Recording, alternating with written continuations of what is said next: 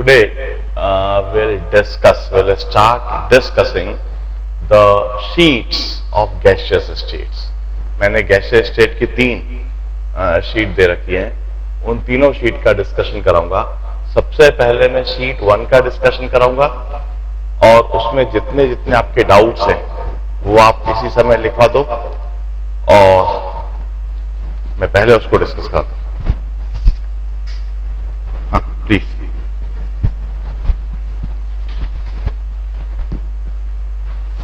DPS number 1.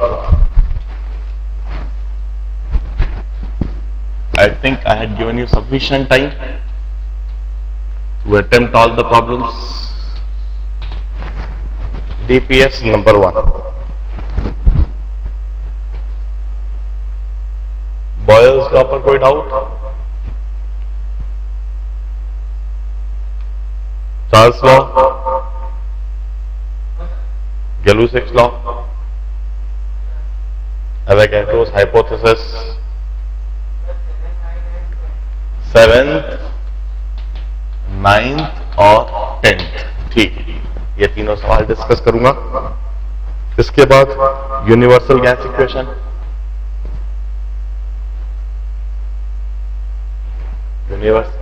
कौन सा? 12th, वो पूरे ही कर दूंगा फिर तो। Beside that,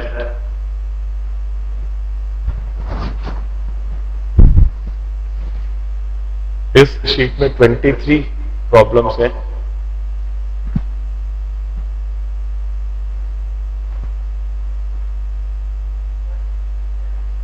हाँ, 16th और 17th, 16th and 17th। After that,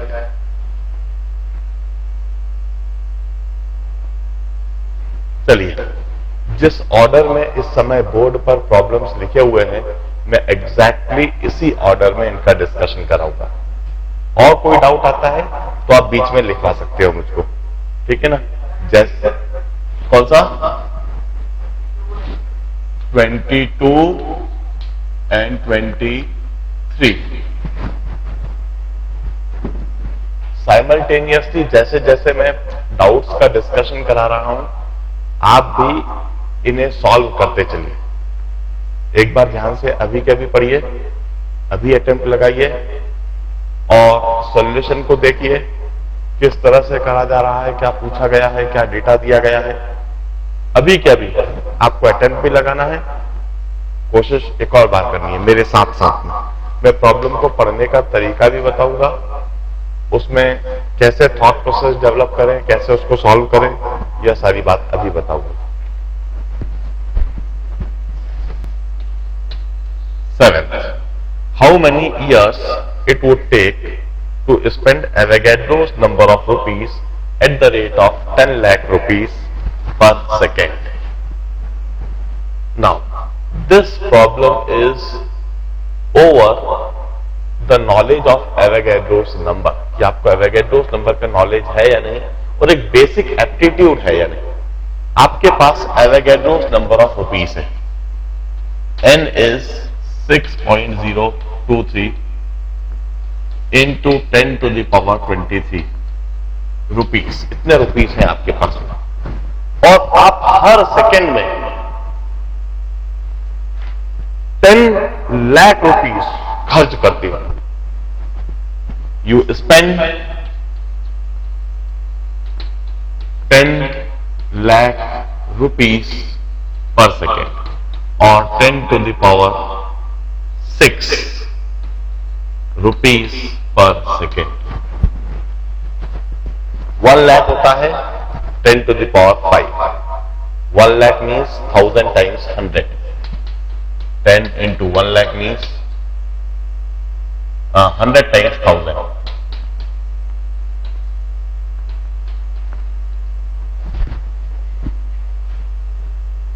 अब सपोज हम t सेकेंड्स के लिए यह स्पेंड करते हैं पैसा 10 to the power 6 rupees per second into t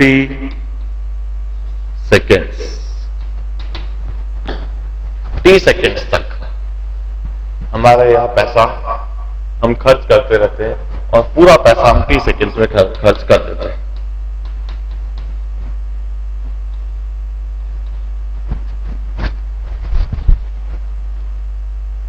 इस तरह से कितने समय के लिए, कितने सेकेंड के लिए हमारा पैसा खर्च होता रहेगा वो हमें मिल जाएगा।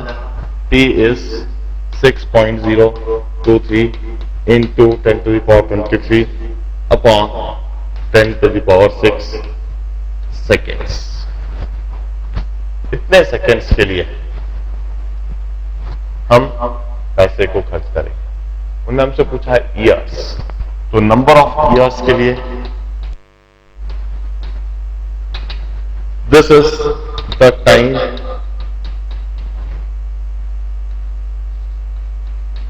In seconds. इसको मिनट्स में कन्वर्ट कर दें 60 से डिवाइड करके, फिर इसको आवर्स में कन्वर्ट कर दें फर्दर 60 से डिवाइड करके, फिर इसको डेज में कन्वर्ट कर दें 24 से डिवाइड करके, और फिर इसको ईयर्स में कन्वर्ट कर दीजिए 365 से डिवाइड करके। This is the number of years.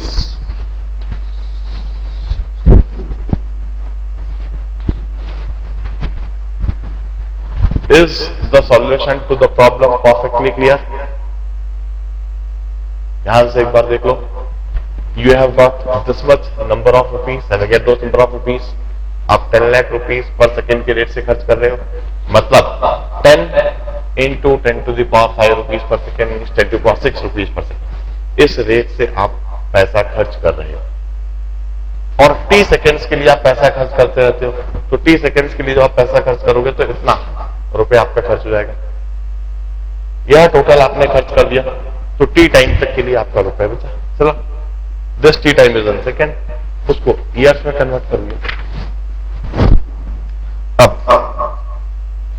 9th problem,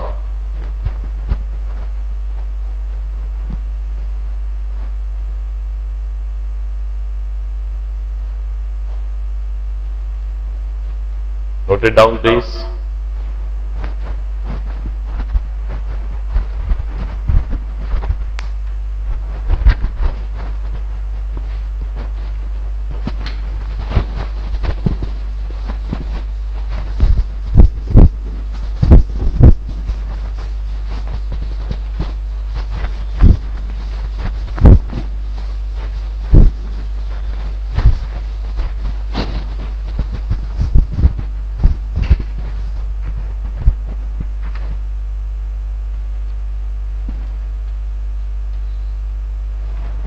A gaseous mixture of oxygen and nitrogen in the ratio of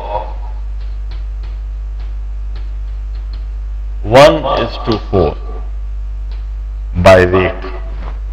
Calculate the ratio of moles.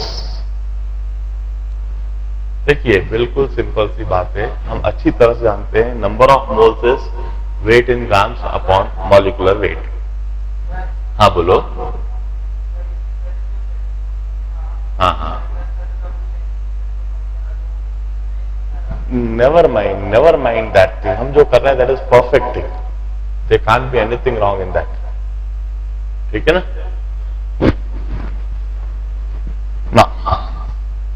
Number of moles is weight in grams upon molecular weight. यह weight ratio दे रखा है, तो number of moles जो जाएंगे 1/32, 4/28। इस आधार पर जब मैं मोल रेशियो कहूंगा, mole ratio which is moles of oxygen upon moles of nitrogen, it's 1/32 upon 4/28. This is equal to 1/32 into 28/4, which is 7/32. This is the mole ratio.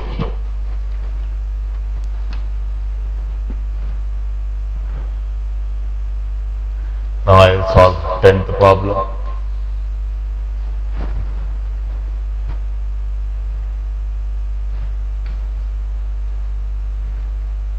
Simple सा है, यह डेफिनेशन अप्लाई करनी है। Number of moles is weight in grams upon molecular weight. हमने इसका 1 ग्राम ले लिया, इसका 4 ग्राम ले लिया। इसके मोल्स हो गए 1/32, इसके मोल्स हो गए 4/28। ये मोल्स आ गए तो दोनों का मोल रेशियो हमने लिख दिया। अब 10th problem. A toy balloon originally held 1 gram of helium.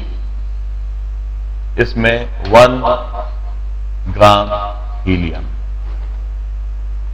and has a radius of 10 centimeter. During the night, 0.25 gram of gas effuses from the balloon. रात के दौरान इस बैलून में से कुछ गैस बाहर निकल गई, -0.25 ग्राम gas diffuses out. It diffuses out मतलब वो बाहर निकल गई। तो इसमें गैस जो बची रह जाएगी वह 1 ग्राम में से 0.25 ग्राम diffuse out हो गई है, मीन्स 0.75 ग्राम इसमें बची रह गई।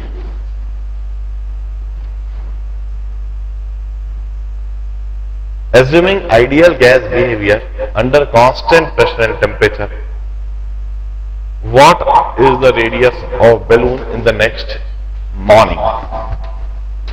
नया बैलून का रेडियस कितना होगा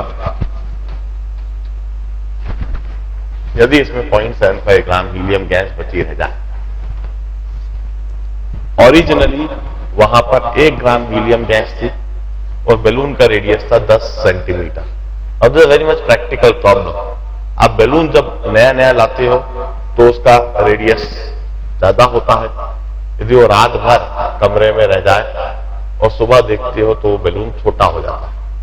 बैलून छोटा इसलिए हो जाता है क्योंकि आपने जितनी उसमें गैस भरी है, रात भर में वो धीरे धीरे, आपने भले ही बैलून को टाइटली बंद कर रखा है, मगर इवन जो बहुत छोटी छोटी उसमें से पोर्स होती हैं उसके थ्रू गैस बाहर लीक होती है। 0.25 ग्राम गैस उसमें से बाहर चली गई, डिफ्यूज आउट हो गई और उसके अंदर बची रह गई 0.75 ग्राम। तो नया रेडियस क्या होगा? अब हम कहते हैं here pressure and temperature are constant. Balloon के अंदर प्रेशर और टेम्परेचर कांस्टेंट है। Hence, volume is directly proportional to number of moles. V1 upon V2 is equal to N1 upon N2. देखिए इनिशियल वॉल्यूम क्या लिखूंगा मैं? इनिशियल वॉल्यूम लिखूंगा 4/3 pi R cube. This is the initial volume. Final volume क्या लिखूंगा? 4/3 pi R dash cube is equal to N1 upon N2. N1 is initial number of moles. Initially 1 gram helium है, so 1/4 upon final number of moles. Finally 0.75 gram helium है, 0.75/4. हाँ, अच्छा,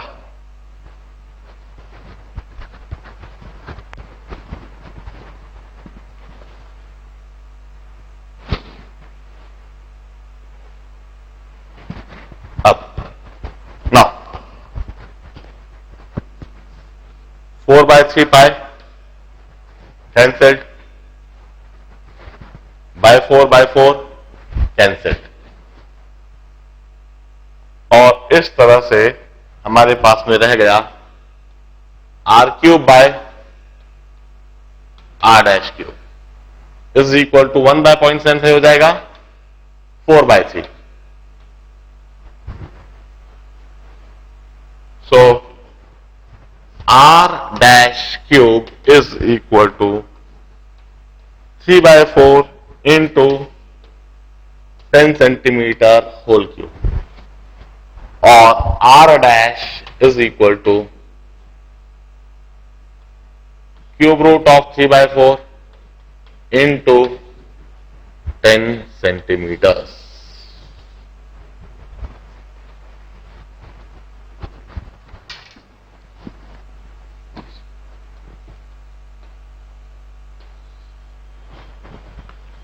Now I'll discuss 12th problem. This is Avogadro's law. पहले मैंने इस problem को इधर समझा है. 1 ग्राम हीलियम बैलून के अंदर, उसका रेडियस है 10 सेंटीमीटर. इस बैलून से 0.25 ग्राम हीलियम गैस रिफ्यूज आउट हो गई. 0.75 ग्राम हीलियम उसमें बची रह गई. इसका नया रेडियस r डैश, यही हमें डिटरमाइन करना था. This is the problem grasping part. फिर प्रॉब्लम ग्रास्प करने के बाद हमने यह समझा कि यह प्रेशर एंड टेम्परेचर और कांस्टेंट. प्रेशर और टेम्परेचर कांस्टेंट है तो volume would be directly proportional to number of moles. V1 upon V2 is equal to N1 upon N2. V1 की जगह लिखा मैंने initial volume of balloon. Balloon को मैंने स्फेरिकल माना 4/3 pi r cube. Final volume of balloon 4/3 pi r dash cube. Initial number of moles 1 gram helium है तो 1/4. Final number of moles 0.75 gram helium है 0.75/4. और जो कैंसिल हो सकता था काट दिया और नया रेडियस गया. नया radius is cube root of 3/4 into 10 centimetre. 12th, calculate the value of molar gas constant in. अब अलग अलग यूनिट्स में हमको मोलर गैस कांस्टेंट बताना है. हम मोलर गैस कांस्टेंट की वैल्यू जो लिखे हुए हैं 0.0821 लीटर एटमॉस्फियर पर मोल पर डिग्री केल्विन. एक वैल्यू लिखे हुए हैं 8.31 जूल्स पर मोल पर डिग्री केल्विन, और एक वैल्यू लिखे हुए हैं 2 कैलोरीज पर मोल पर डिग्री केल्विन. यह 3 आर की वैल्यू हम ऑलरेडी लिखे हुए हैं, हम जानते हैं. अब हम देखते हैं किस यूनिट में पूछ रहे हैं. ml एटमॉस्फियर पर केल्विन पर मोल. तो ml में लिखने के लिए मैं यह वाली यूनिट और यह वाली वैल्यू को रिकॉल करूंगा, क्योंकि लीटर को इधर ml में कन्वर्ट कर देंगे, एटमॉस्फियर को ऐसा कैसे लिखा रहने देंगे. तो इस तरह से हो गया 0.0821 इंटू 10⁻³ ml एटमॉस्फियर पर मोल पर डिग्री केल्विन. फिर ने पूछा है टॉर ml पर केल्विन पर मोल. अब वंस अगेन टॉर ml में लिखने के लिए हम अच्छी तरह से जानते हैं 1 atmosphere is always equal to 760 torr. 1 atmosphere is equal to 760 torr. तो मैं इसी को ml टॉर में भी लिख दूंगा इस तरह से 0.0821 इंटू 10⁻³ ml तो लिखा ही हुआ था. एटमॉस्फियर की जगह लिख दूंगा 760 टॉर अपॉन पर केल्विन पर मोल. फिर ने पूछा है kPa लीटर पर केल्विन पर मोल. वंस अगेन 1 एटमॉस्फियर हम जानते हैं यह 760 टॉर होता है, यह तो लिखा ही. kPa में लिखना है इट्स 10⁵ पास्कल और 100 किलो पास्कल. तो मैं इसी यूनिट से लिखूंगा. मुझको जूल्स की कोई आवश्यकता नहीं है और कैलोरीज की भी कोई आवश्यकता नहीं पड़ी है. इन दोनों यूनिट की कोई आवश्यकता नहीं पड़ी. इधर से 0.0821 लीटर लिखा रहने दिया मैंने, क्योंकि लीटर तो मुझे चाहिए. एटमॉस्फियर की जगह मैंने लिख दिया 100 kPa पर मोल पर degree kelvin. In this manner R की वैल्यू अलग अलग यूनिट्स में लिख दी मैंने।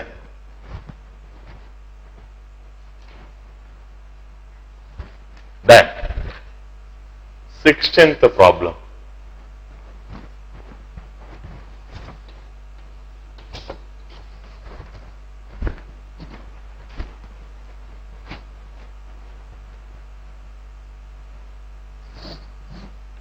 यह कन्वर्जन यूनिट एटमॉस्फेयर के लिए हमेशा याद रखना है। वन एटमॉस्फेयर इज 760 टॉर और 10 to the power 5 पास्कल और 100 kilo pascal. The volume of section, a vessel of volume, vessel का वॉल्यूम है 2 into 10 to the power -3 metre cube.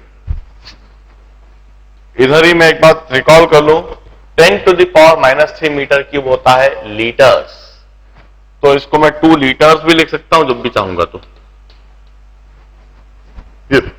ये बात यहीं कहीं डेटा पढ़ते से मैंने नोट डाउन कर दी। Contain 0.1 mole of hydrogen, number of moles of hydrogen is 0.1 mole and 0.2 moles of helium plus moles of helium equal to 0.2 moles.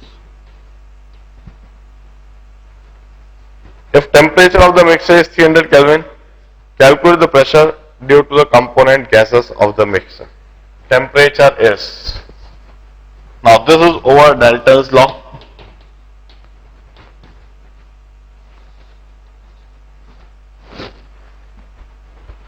The problem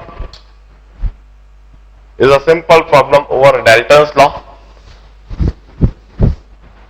और हम कहेंगे partial pressure of hydrogen into volume is equal to moles of hydrogen into RT, partial pressure of helium into volume equal to moles of helium into RT। हम यह जो equation लगाएंगे, partial pressure of hydrogen अब हम निकालते हैं। Volume की जगह मैं 2 लीटर्स लिखता हूं, मोल्स ऑफ हाइड्रोजन हमने दे रखा है 0.1 मोल, आर की जगह मैं लीटर एटमॉस्फेयर वाली यूनिट इस्तेमाल करूंगा, 0.0821 लीटर एटमॉस्फेयर पर मोल पर डिग्री केल्विन, और टेम्परेचर की जगह मैं 300 केल्विन लिख दूंगा। इसी तरह से partial pressure of helium, volume once again 2 liters, number of moles is 0.2 moles, R is 0.0821 liter atmosphere per mole per degree Kelvin, and temperature is once again 300 Kelvin. That's what gave me pressure due to the two component of gases. It's over Dalton's law. यह problem Dalton's law पर था।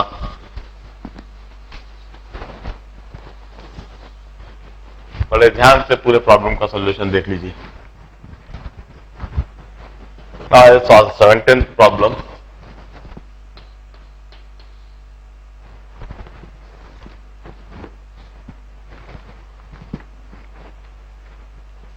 Density of dry air, only nitrogen and oxygen is this. Density of air is 1.146 gram per ml, which contain nitrogen and oxygen only. Pressure दे रखा है 740 mm, जिसको हम 740 by 760 atmosphere पहले से ही लिख देते हैं। टेम्परेचर दे रखा है 300 kelvin. Calculate the composition of air by weight assuming ideal mixture. Ideal mixture assume करते हैं और हमें एयर में ऑक्सीजन और नाइट्रोजन का कंपोजिशन बताना है। डेंसिटी ऑफ एयर हमें दे दी है। अब देखिए,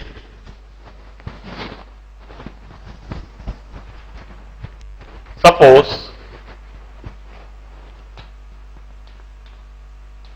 moles of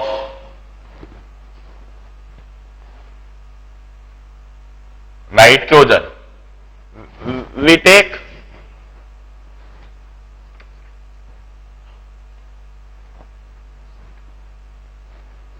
हम 1 ml एयर ले लेते हैं, we take 1 ml of air, और 1 ml में हम यह निकालते हैं कि कितनी ऑक्सीजन है और कितनी नाइट्रोजन है। we take 1 ml of air, its total weight is 1.146 grams, ठीक है ना। अब this 1 mole of air contain N1 is moles of nitrogen and N2 is moles of oxygen। तो मैं दो इक्वेशन बना दूंगा, एक तो वेट के लिए, हाँ हाँ हाँ बोलो, एक मिनट, मैंने आपकी वॉल्यूम भी थोड़ी कम कर दी थी। हाँ अब बोलो।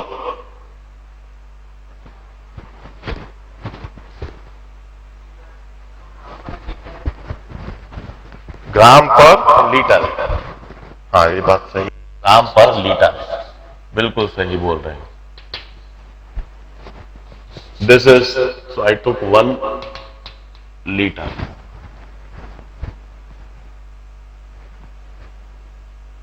अब 1 liter of air, its weight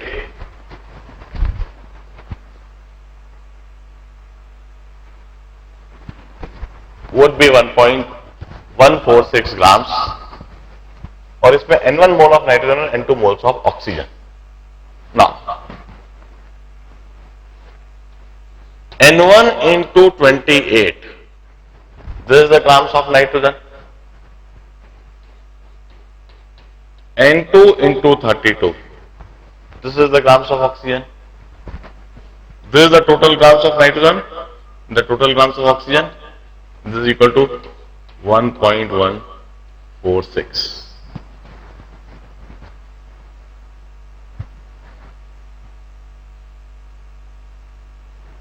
इस तरह से हमको वेट के लिए एक इक्वेशन मिल गई।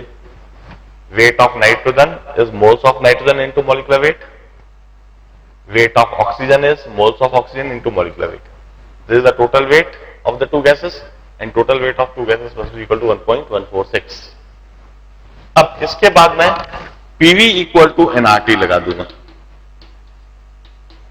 और N is equal to RT upon PV.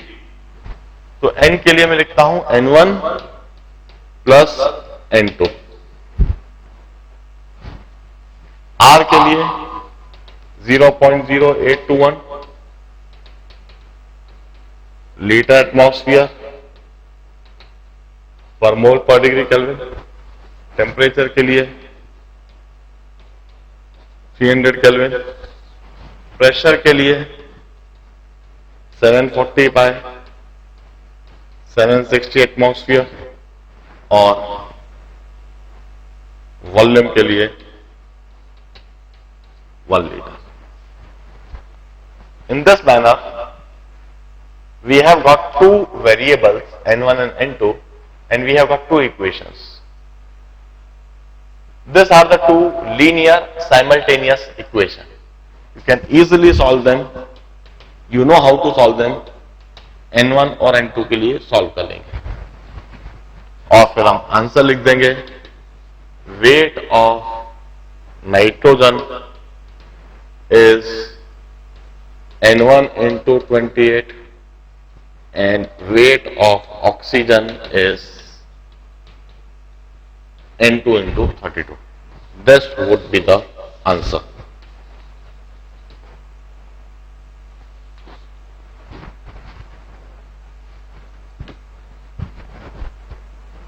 अभी तक मैंने जो 6 सवाल आपको डिस्कस कराए हैं, इन सभी 6 सवाल को एक बार इमीडिएटली सॉल्व कर लीजिए। वेरीफाई कर लीजिए कि आपको यह 6 सवाल समझ में आ गए या नहीं। उसके बाद मैं 22nd और 23rd प्रॉब्लम समझाऊंगा and then I will continue discussion of DPS number 2। मैं आपको 5 मिनट का समय देता हूं। इस 5 मिनट के अंदर ये 6 सवाल फटाफट, इसको भी आपको सॉल्व करके देखना होगा। फटाफट सॉल्व कर लीजिए।